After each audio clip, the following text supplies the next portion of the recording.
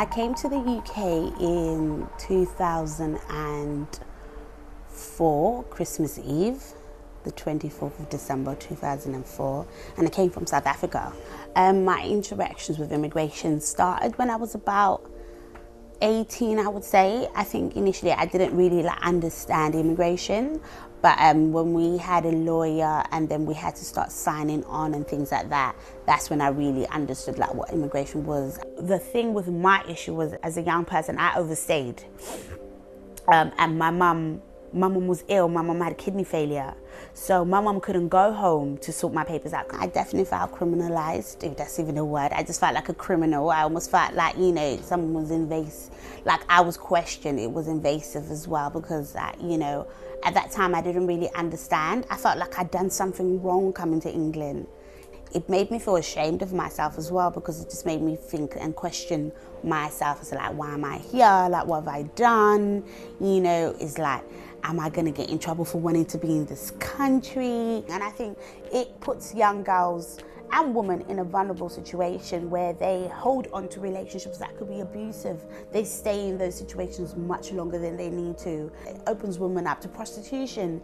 It opens you up to just feeling like, damn it doesn't matter. I'm just going to do whatever you need to do because you've got to survive. Yeah, there it is. As you have not raised anything that would lead us to believe that you have a partner or any dependent children under the age of 18, you do not meet the requirements. So for me, that lets me know that one of the requirements is that I should have a child. That would be so easy. Oh yeah, I'm going to have a baby. Stupid, because that is how they corner people. That is how they put you in a predicament to make you want to mess your life up almost. Immigration doesn't realize what they do to your self-esteem as a young woman.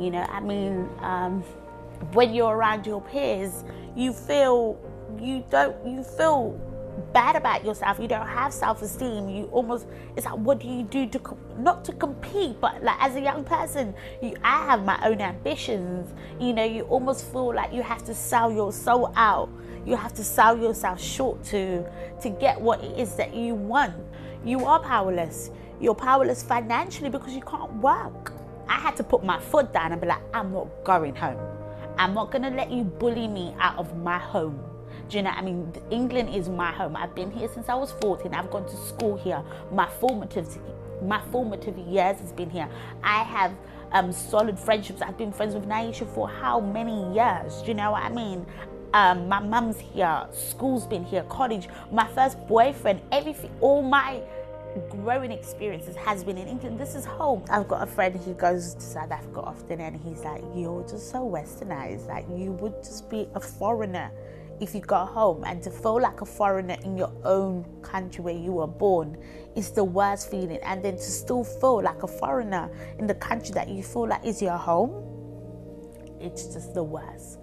The government really needs to think about how they are categorizing people and looking at people as an individual rather than a number or a system or, just another situation. Not everybody is here to leech off the system and the passes, and I definitely ain't here. I know so many young girls who are my friends who are not here for those purposes. We definitely want to work. We want to contribute back to our community. We want to bring our skills that we've learned in our own home countries and come to England and not only make our lives better, but also contribute back something. And I think that that's so undermined and underrated. My name is Andrea Damons, and describe myself in 3 words. I'm intelligent, I'm a bubbly person, and I care for people. I genuinely do.